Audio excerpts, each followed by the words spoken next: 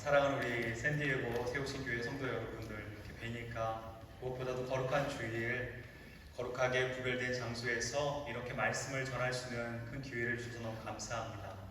제게는 큰 은혜의 시간이 아닐까라는 생각들을 가져봅니다.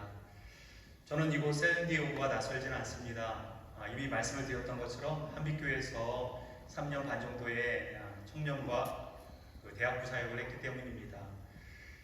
샌디에고의 강렬한 태양 밑에서 캠퍼스를 다니면서 제자훈련을 하고 복음을 전했던 시간들이 있었습니다. 때로는 청년들하고 대학교 친구들하고 서핑도 하면서 행복한 시간들을 보냈습니다. 그리고 이렇게 여러분 앞에서 말씀을 전할 수 있으니까 마치 고향에 온 듯한 그런 편안함이 있다는 생각이 들었습니다. 오늘 말씀을 어떻게 시작할까라고 생각을 하다가 오늘 데이비드 포스터 윌리스가 한 작은 이야기를 통해서 여러분에게 말씀을 좀 시작하려고 합니다. 저기 나이치가 시든 한 늙은 물고기가 오고 있습니다. 그리고 이쪽에서는 젊은 물고기 두 마리가 스쳐 지나가듯이 서로 스쳐 지나갑니다. 그때 나이 지그시든 물고기가 이 젊은 물고기 두 마리에게 이렇게 얘기합니다. 얘들아 안녕? 오늘 물 좋지? 라고 얘기합니다. 그리고 스쳐 지나가지요. 그리고 한참을 젊은 두 물고기는 헤엄을 치고 가다가 갑자기 서로에게 묻기 시작합니다. 그 내용이 이렇습니다. 야, 도대체 물이란 게 뭐야? 라고 묻기 시작하는 겁니다. 짧은 이야기입니다. 그러나 참 많은 내용이 담겨있는 메시지이기도 합니다. 물고기는 물속이 전부입니다. 세상의 전부이고 그것을 마음껏 누릴 수 있습니다.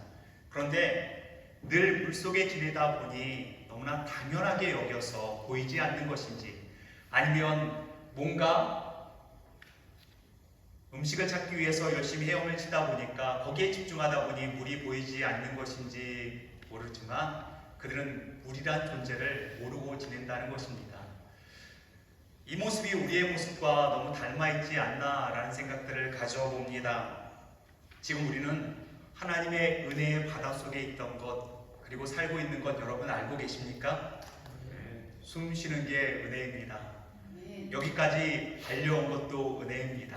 뿐만 아니라 샌디에고라는 이 낯선 땅에서 교회를 이루고 예배를, 그리고 교회를 개척하는 것, 그리고 믿음의 동역자들이 있다는 것 자체가 은혜라는 것을 우리는 기억해야 할 것입니다.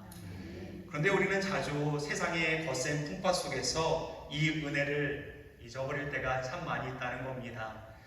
교회의 형편이라든가 또한 자녀, 그리고 가정의 형편 때문에 그것을 발견하지 못하는 경우가 있습니다.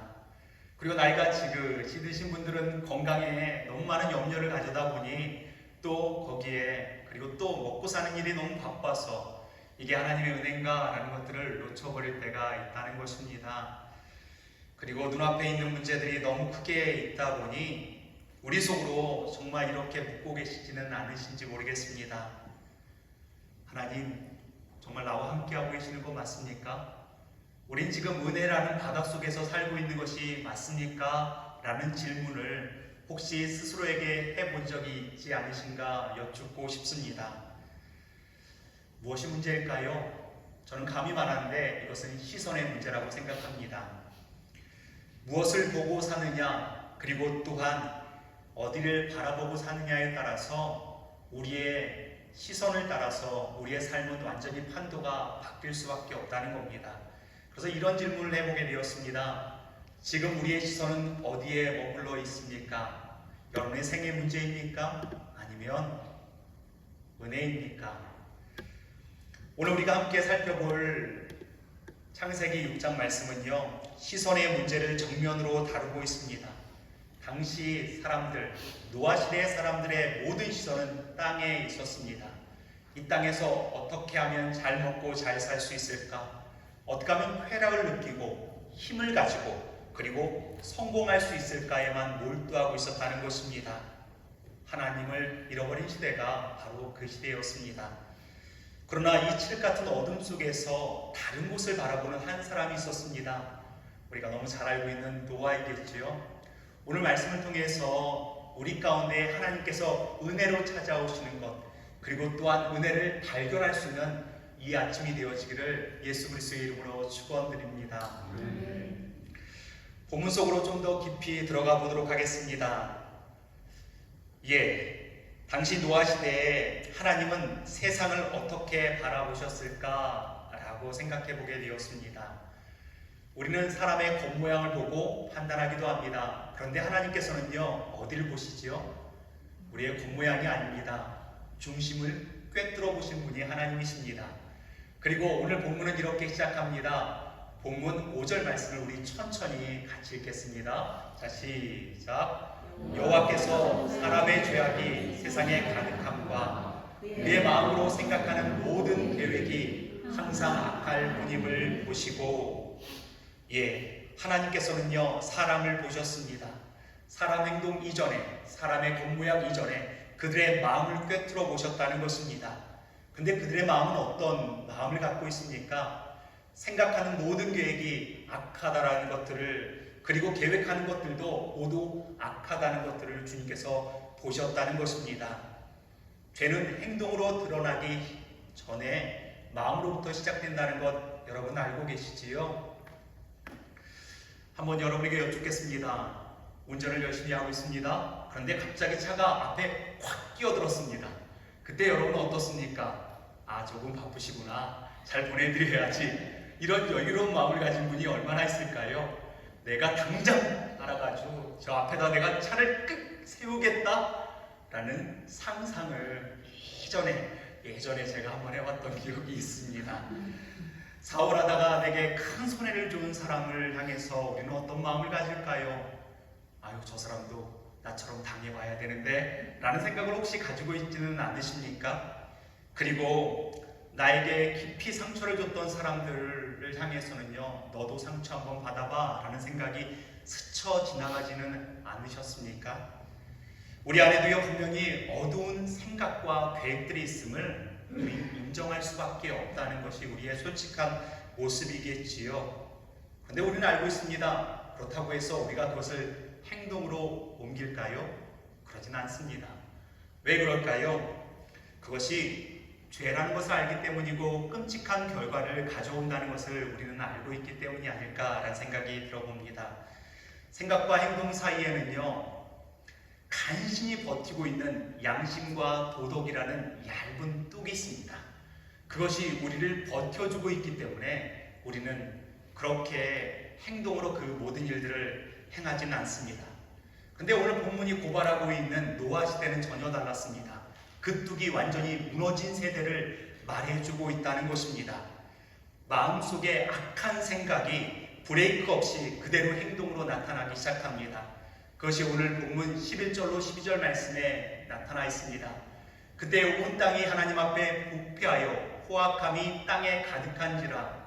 하나님이 보신즉 땅이 부패하였으니 이는 땅에서 모든 여력 있는 자의 행위가 부패하였음이었더라 라고 말씀하고 있습니다. 행위가 부패했다는 겁니다. 마음속에 분노를 참지 않고 살인과 폭력으로 이어갔다는 것입니다. 탐하는 마음을 그냥 마음속에 가지고 있는 것이 아니라 사기와 강탈로 이어졌다는 것입니다. 그리고 내 마음에 상처 준 사람에 대해서, 그 공동체에 대해서 미움이 튀쳐나와서 그들을 폭력으로 대하기 시작했다는 것입니다.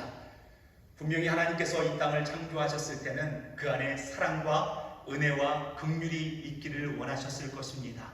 그런데 본문 속에 등장했던 사람들은요, 더 이상 섬김도 사랑도 없습니다. 오직 자기 자신의 욕망만이 가득해 있을 뿐입니다. 곳은 폭력이 있고요, 그리고 부패가 가득한 땅이었음을 보고 계셨다는 것입니다. 하나님의 마음은 과연 어땠을까요? 오늘 본 말씀 속에서 하나님의 마음을 잘 나타낸 것이 오늘 6절 말씀입니다. 땅에 사람 지으셨음을 한탄하사 마음에 근심하시고. 우리가 생각할 때 하나님께서는요, 그 마음속에 아픔이 있다는 겁니다. 근데 우리는 이렇게 생각합니다. 전지전능하신 하나님께서 왜 실수를 하셨는가? 왜 후회를 하셨는가? 라고 우리는 질문할 수도 있을 것입니다. 근데 이 본문에 대해서 구약학자 윌턴은 이렇게 고백하고 있습니다. 그것은 기계적인 법 집행관의 차가운 분노가 아닙니다. 그것은 배신당한 연인의 슬픔이며 자식이 망가지는 꼴을 참아볼 수 없어 가슴을 치는 부모의 찢어지는 아픔입니다. 우리가 하나님의 진노와 그 심판에 대해서 함부로 말할 수는 없을 것입니다. 그리고 누군가에게도 하나님의 심판이, 하나님의 진노가 너에게 임할 거야 라고도 말할 수는 없을 것입니다. 하나님의 마음을 아는 사람들이라면 함부로 그렇게 말하지는 못할 것입니다. 사랑하지 않으면 아프지도 않습니다. 하나님께서 그토록 한탄하고 근심하신 것은 역설적으로 그 타락한 인간들을 그만큼 사랑하셨기 때문임을 말씀해 주고 계시는 것입니다. 인류 홍수의 심판은요, 결코 미워서 쓸어버리는 그런 심판이 아니었음을 말해주고 있다는 것입니다. 죄라는 암덩어리가 너무 급속하게 퍼지다 보니, 그리고 하나님께서 만드셨던 그 아름다운 하나님의 성품이 담겨있는 온 세상이 암으로 뒤덮일, 죄악으로 뒤덮일 상황이 될 수밖에 없으니 도려낼 수밖에 없었던 하나님의 눈물 젖은 수술이었음을, 외과 의사의 수술이었음을 우리는 알 수가 있습니다. 그 심판의 이면에는요, 우리를 향한 견딜 수 없는 아픔과 사랑이 담겨 있음을 말씀해 주고 있다는 것입니다. 적어도 이 말씀까지만 알고 있다면 우리는 함부로 판단하거나 그리고 정죄할 수 없음을 아는 것이 그리스도인의 바른 자세일 줄 믿습니다. 우리가 할 수 있는 몫은 사랑의 몫밖에 없습니다. 그리고 원수 갚는 것은 주님의 주권에 있다는 것들을 우리는 기억해야 할 것입니다. 하나님의 이 아픈 시선이 오늘을 살아가는 우리들과 무슨 상관이 있을까요? 노아 시대 사람들처럼 우리는 폭력을 행하지는 않습니다. 아직은 우리에게 도덕적이고 양심적인 뚝이 있기 때문이 아닐까라는 생각을 가져봅니다. 그런데 제가 주목하고자 하는 것은 우리의 악한 행동을 말하지 않습니다. 우리의 시선이 어디를 향하고 있는지 여러분들에게 여쭙고 싶다는 것입니다. 창세기 6장 11절로 12절 말씀을 다시 한번 보면 그들의 모든 시선은 땅에 있었습니다. 땅에 있다 보니 하나님을 볼, 하늘을 볼 겨를이 전혀 없었다는 것을 말씀하고 있다는 겁니다. 땅에 모든 시선이 꽂혀 있으니 육체와 세상의 힘만을 추구했다는 겁니다. 그 결과 땅은 부패했고 서로를 향한 포악함이 가득했음을 성경은 고발하고 있음을 말해주고 있다는 겁니다. 사랑하는 우리 세우신 교회 성도 여러분, 1년 전 여러분은 정말 귀하고 거룩한 결단을 내렸습니다. 시대의 흐름에 타협하지 않고 오직 변하지 않는 하나님의 말씀과 진리를 수호하기 위해서 개척이라는 길, 좁은 길을 선택하셨습니다. 그런데 저는 이것을 감히 이렇게 얘기하겠습니다. 거룩한 영적 전쟁의 시작을 여러분은 선포하셨지요? 맞으십니까? 아니면 제가 방향을 잘못 잡았습니까? 그런데 우리가 마주하는 현실은 과연 어떨까요? 진리를 지키겠다라고 몸부림을 쳤는데 세상의 파도는 너무나 거세게만 우리에게 다가오는 경우가 많습니다. 우리가 살고 있는 이 땅을 한번 보시기 바랍니다. 성경의 원리에 대해서 전혀 관심 갖지 않습니다. 되려 조롱할 뿐입니다. 가정의 가치는 무너지고 우리 자녀들이 살아갈 세상은요, 점점 더 하나님을 대적하는 문화로 가득 차기 시작합니다. 이거야 멀리 떨어져 있게 생각할지도 모르겠지만 당장 우리 이런 생각 해보시지 않으셨습니까? 이전에 교회에 있을 때는 안정된 시스템이 좀 있었는데, 괜찮은 예배가 있었는데, 섬기고 헌신한 사람들이 참 많았는데, 여러분들이 다 해야 될 몫입니다. 교회를 개척하고 나름대로 열심을 다하려고 한다 할지라도요, 우리 마음속에는요, 왜 나는 고생을 사서 하는가? 라고 스스로 질문하지는 않으십니까? 우리만 유별나게 신앙생활하는 것은 아닐까라는 질문을 가져보지는 않으십니까? 우리의 시선이요, 타락한 세상의 현실과 우리의 연약함에만 꽂혀 있을 때 찾아오는 건 두려움입니다. 염려입니다. 그리고 우리 가운데 어떤 생각이 들기 시작하지요? 교회는 앞으로 어떻게 될까? 다음 세대는 어떻게 될까? 라는 걱정만 쌓일 뿐이라는 겁니다. 우린 진리를 위해서, 하나님을 위해서 그 안정된 곳을 박차고 나왔습니다. 그런데 우리는 지금도 땅의 문제에만, 현실의 문제에만 꽂혀 있지는 않습니까? 여러분의 시야가 거기에 머물러 있지는 않으십니까? 혹시 목사님의 비자가 언제쯤 나올까? 역시 땅의 문제가 아닐까라는 생각을 가져봅니다. 우리는요, 방주를 짓기도 전에 그 압도하는 세상의 파도 앞에서 함몰될 수밖에 없는 것이 우리의 솔직한 모습이겠지요. 하나님의 약속보다 눈앞에 있는 거대한 문제들이 우리를 압도해버리는 것 같습니다. 이 모습이 바로 노아 시대의 그들과 닮아 있다는 것입니다. 그들의 시선이 땅에 꽂혀 있는 것처럼 우리의 시선이 땅의 문제만 머물러 있다는 것입니다. 온 세상이 이로 말미암아 죄악에 덮이고 하나님의 단식이 심판으로 이어지는 바로 그 순간, 절망의 그 순간, 성경은 위대한 반전의 한 문장을 우리에게 말씀해 주고 있습니다. 그것이 바로 오늘 8절 말씀입니다. 그러나 노아는 여호와께 은혜를 입었더라. 그러나 이 한마디가 복음입니다. 모든 것이 끝났다고 생각하는 바로 그 순간 하나님의 위대한 이야기는 시작된다는 것을 성경은 우리에게 말씀해 주고 있다는 것입니다. 세상 모든 사람들은요, 땅을 바라보기 시작했습니다. 거기에만 몰두하기 시작했습니다. 그런데 전혀 다른 곳을 바라봤던 한 사람이 있습니다. 그 사람이 누구일까요? 본문에서 그를 노아라고 얘기합니다. 노아를 어떻게 소개하고 있죠? 그는 당대 의인이었습니다. 그리고 또한 완전한 자로 하나님과 동행한 사람이었다라고 말해주고 있습니다. 그가 의인이었기 때문에 하나님께서 그를 사랑하시고 은혜를 베풀어 주셨을까? 아니요. 성경은 순서도 굉장히 중요합니다. 은혜 다음에 의인이 있는 겁니다. 의인 다음에, 완벽함 다음에 은혜가 있는 것이 아님을 성경은 우리에게 말씀해 주고 있지요. 실은 저는 이곳에 설교 포인트를 딱 두었습니다. 바로 이것을 원어적으로 좀 보려고 합니다. 분명히 개역개정판은요, 8절 말씀 속에서 은혜를 입었더라 라고 얘기하고 있습니다. 그러나 노아는 여호와께 은혜를 입었더라 라고 얘기하고 있습니다. 그런데 오늘 원어, 특별히 원어를 해석했던 킹제임스 버전은 이렇게 얘기하고 있습니다. But Noah found grace in the eye of the Lord. 무슨 뜻이죠? 은혜를 발견했더라. 어디서요? 여호와의 눈에서 은혜를 발견했습니다. 우린 수동적으로 우리에게 은혜가 입혀졌다라고 생각할 수 있을지 모르지만 노아는요, 우리를 바라보시는 그 은혜의 눈길, 사람들은 생각합니다. 하나님이 이 땅을 심판하신다라고, 하나님이 이 땅을 저주한다고, 하나님께서 이 땅을 포기하셨다라고, 그 하나님의 눈에는 증오와 진노가 가득할 거라고 착각하고 지냅니다. 근데 노아는 여호와의 눈에서 은혜를 발견했습니다. 노아의 시선은 땅이 아니라, 그리고 이 땅에 흘러가고 있는 모든 시대의 흐름이 아니라 여호와의 눈을 봤습니다. 여호와의 눈에는요, 그레이스, 은혜가 있었습니다. 노아의 위대함이 뭘까라는 생각을 이렇게 적어봤습니다. 자신의 시선을 들어 절망적인 세상을 넘어 자신을 바라보시는 하나님의 시선과 마주쳤을 때 그분의 눈 안에서 이미 베풀어지고 있는 은혜를 발견했다는데 그의 위대함이 있다는 것입니다.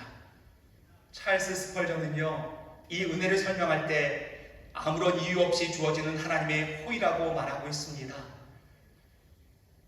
노아가 완벽해서? 아니요. 그를 바라보는 주님의 눈이 은혜가 가득 넘쳤기 때문에 그것을 발견했을 뿐입니다. 이미 사랑의 눈으로 바라보고 계심을 그는 발견했다는 것입니다. 여기까지는 구약의 시대의 이야기들입니다. 그런데 우리는 어디를 살고 있죠?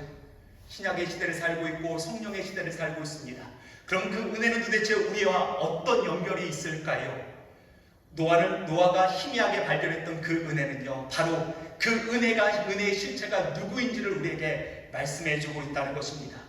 수천 년의 시간이 지나서 그 은혜는 한 아기의 모습으로 왔습니다. 그리고 요한복음 1장 14절은 이렇게 얘기합니다.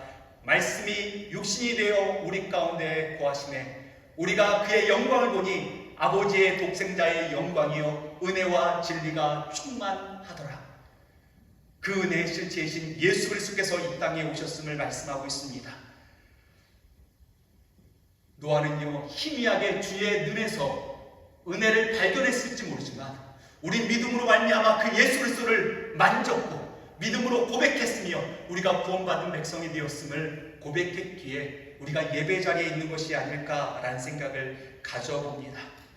우리 예수님께서는요, 이 땅에 계실 때 모든 중요한 순간마다 그 시선이 하늘을 우러러 보셨음을 말씀하고 있습니다.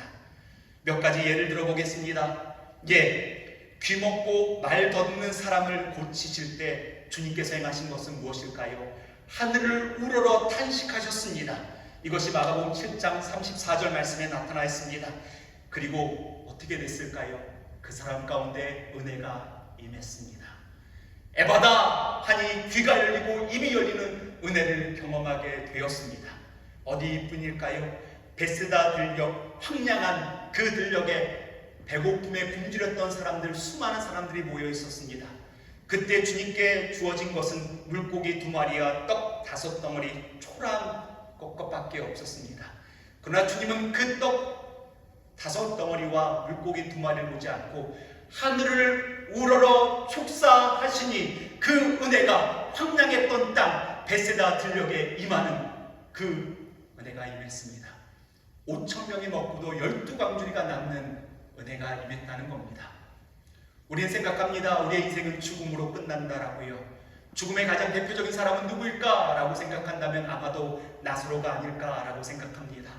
주님은 무덤 앞에 섰습니다. 죄로 말미암아 심판받을 수밖에 없는 그 하나님의 진노와 심판이 있는 그 무덤 앞에 섰습니다. 그때 주님의 행동은 어떻습니까? 하늘을 우러러 눈을 들어 주님 앞에 기도하고 뭐라고 했죠? 나사로야 나 오너라 했을 때 놀라운 은혜의 역사, 죽음을 깨뜨리고 이기는 역사가 일어났음을 보게 됩니다. 저주받은 인생 가운데 황량한 베세다 들녘에 사망의 죽음이 가득한 무덤에 그 모든 것이 은혜의 현장으로 바뀌는 역사가 있었음을 성경은 우리에게 말씀해 주고 있다는 것입니다. 예수님의 시선은 언제나 땅의 문제 넘어 오직 하늘에만 고정되어 있었습니다. 그리고 마침내 십자가 위에서 온 인류의 죄악으로 인해 아버지 하나님께서 눈을 돌이키실 때조차도 엘리 엘리 라마 사박다니 하나님 하나님 어찌하여 나를 버리십니까? 라는 그 순간 속에서도요, 예수님은 우리를 향한 아버지의 은혜의 시선을 끝까지 붙드셨습니다. 노아는 하나님의 눈 안에서 은혜를 발견했지만 예수님은 십자가 위에서 우리를 위해 그 은혜의 시선이 되어 주셨습니다. 우리가 하늘을 바라봐야 되는 것, 그리고 주님께 시선을 고정해야 되는 것 너무 잘 알고 있습니다. 그런데 여러분, 그 하늘을 바라보기 위해서 기도의 자리에 계십니까? 말씀을 묵상하는 자리에 계십니까? 아니요, 그것보다 차라리 유튜브에 짤을 보는 게 더 친숙하게 우리에게 다가올 때가 있다는 겁니다. 그것조차 못하는 게 우리의 다짐이고 우리의 민낯이라는 걸 솔직하게 인정할 수 있는 용기가 있어야 합니다. 그리고 우리가 할 수 있는 건 딱 한 가지밖에 없습니다. 제가 수수께끼를 하나 하겠습니다. 하루살이가 천리를 갈 수 있는 유일한 방법은 무엇일까요? 천리마 곁에 붙어 있으면 됩니다. 미국에서 한국에 올 수 있는 방법은 뭐죠? 비행기에 붙어 있으면 됩니다. 그냥 그리스도께 붙어 있으면 됩니다. 다양한 액션을 취할 필요가 없습니다. 우리가 하는 모든 게 의이고, 우리가 하는 모든 게 자랑이고, 우리가 하는 게 모든 게 교만에 속하는 경우들이 얼마나 많이 있습니까? 그냥 우리가 하는 건 주님께 붙어 있으면 그분이 우리의 시선이 되어서 주님을 바라보고 그 아버지 안에 올라오는 그 하나님의 놀라운 은혜의 통로가 우리에게 넘치게, 차고 넘치게 흘러가게 될 줄 믿습니다. 이것이 복음입니다. 이제 우리는 더 이상 우리의 노력으로 은혜를 찾아 헤맬 필요가 없습니다. 십자가를 통해 이미 우리에게 부어지고 계시는, 이미 세우신 교회 가운데 넘치게 차고 넘치는 그 은혜의 물결을 누리기만 하면 됩니다. 그 은혜는요, 우리를 향한 영원한 약속이고 변하지 않는 사랑이고 그 증거가 예수 그리스도이십니다. 우리 예수 그리스도 놓치면 안 됩니다. 그것조차도 여러분의 노력이라고 하면 제가 할 말은 없습니다. 왜냐하면 여러분은 감리교 출신이기에 0.01%의 노력이 있어야 되니까. 네, 저는 장로교 목사입니다. 토럴리 타락했다. 내가 이렇게 예배 자리에 나올 수 있는 것도 은혜요. 그리고 내가 주님을 고백할 수 있는 것도 은혜요. 전혀 알지도 못했던 사람들이 한 자리에 모여서 교회를 세우고자 하는 열망을 주신 것도 주님의 은혜입니다. 내가 다짐해서 된 것 같지요? 제 입장에서 볼 때는요, 전적인 은혜입니다. 우리는 이런 모험을 감행하지 않습니다.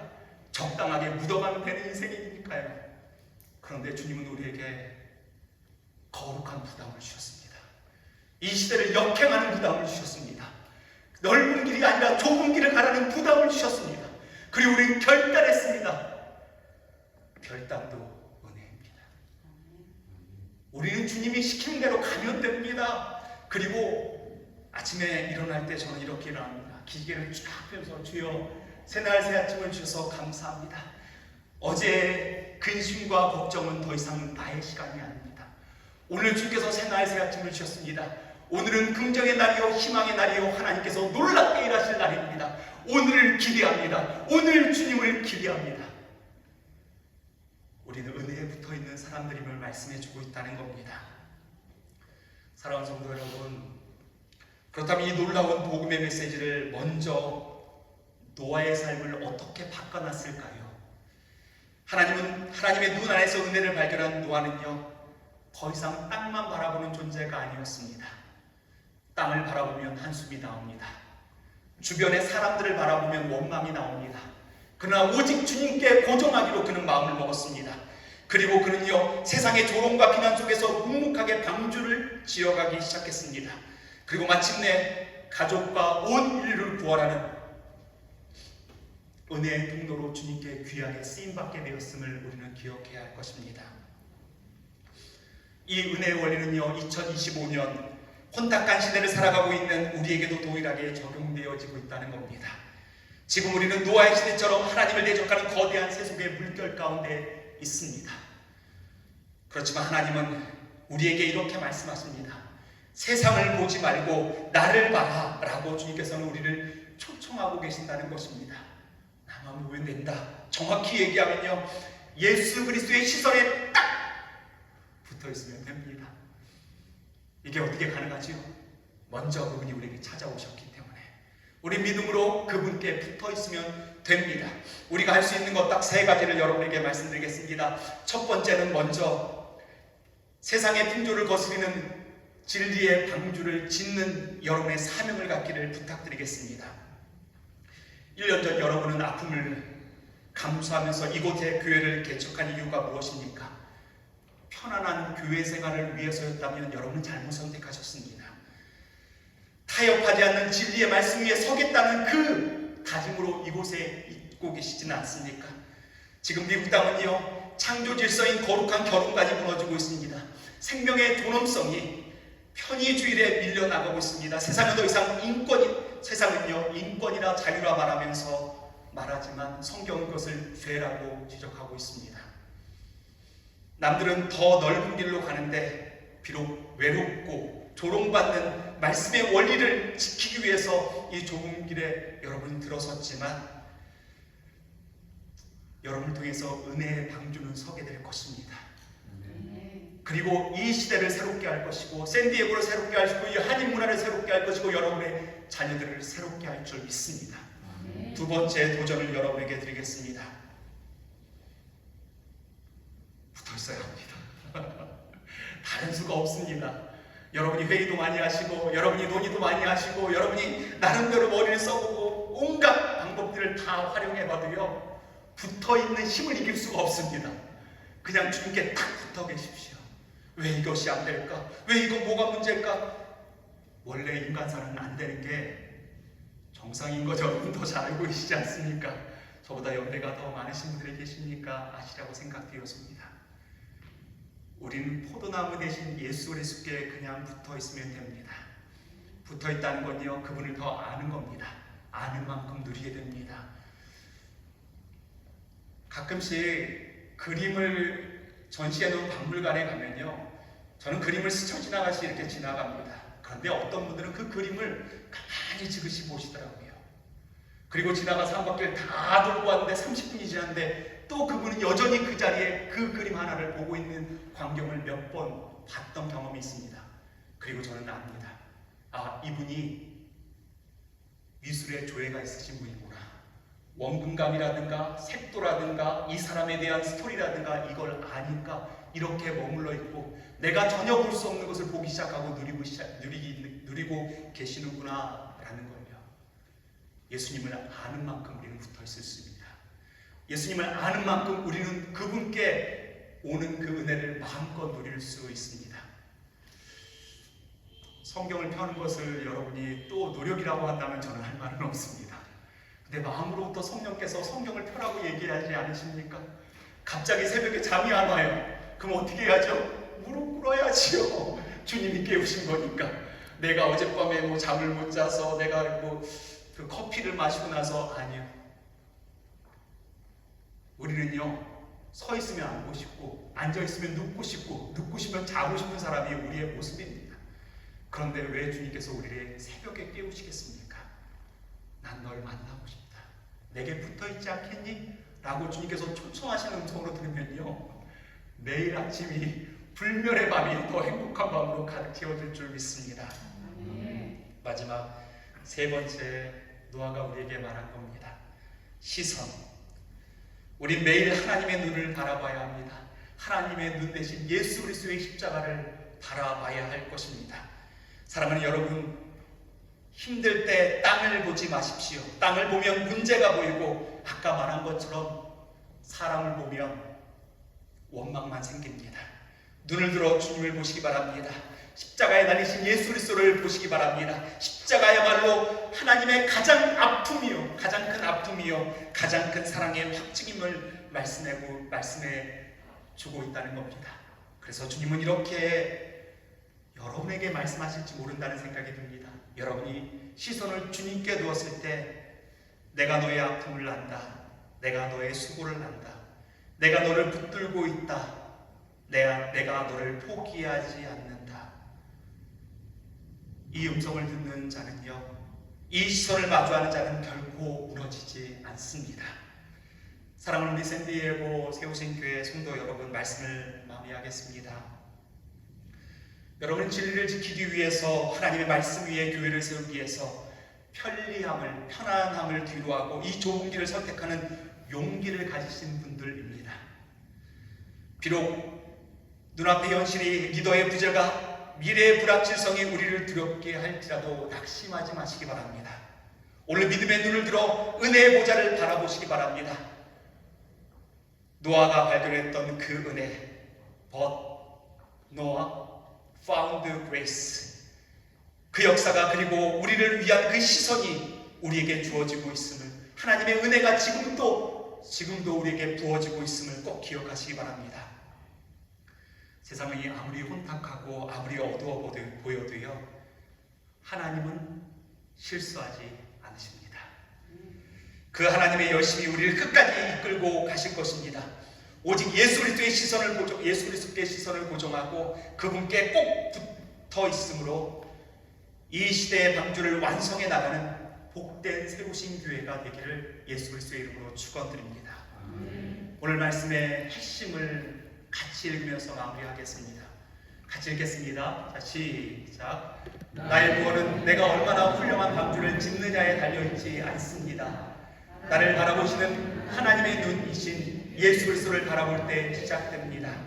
그래서 우리는 오직 예수 안에, 그분의 시간 안에 거하면 됩니다. 기도하겠습니다. 사랑과 은혜가 충만하신 하나님 아버지, 때론 눈앞에 거친 파도가 우리를 두렵게 하고 땅의 현실이 우리의 마음을 무겁게 할 때가 있습니다. 그러나 오늘 말씀을 통해 우리의 시선을 들어 주님을 보게 하시니 감사합니다. 땅만 보며 한숨 쉬던 우리의 눈을 들어 은혜의 보좌를 바라봅니다. 나의 의로움이 아니라 오직 예수 그리스도의 십자가의 은혜를 의지합니다. 우리의 시선이 되어주신 예수 그리스도께 완전히 붙어 있기를 원합니다. 저희가 진리를 수호하기 위해 이 자리에 모였습니다. 비록 세상은 흔들리고 사람들은 변화해도 저희는 오직 변치 않는 하나님의 말씀 위에 굳게 서겠습니다. 이 다짐과 결심 가운데 성령의 압도하는 은혜를 부어 주옵소서. 예수님 안에 거함으로 세상을 이기는 넉넉한 능력을 경험하게 하옵소서. 우리 세우신 교회가 예수님께 꼭 붙어 있어 이 어두운 세상에 생명을 구원하는 든든한 방주가 되게 하여 주옵소서. 우리의 시선이 머무는 곳에 주님의 은혜가 있음을 믿으며 우리의 영원한 소망 되시는 예수님의 이름으로 기도합니다. 아멘.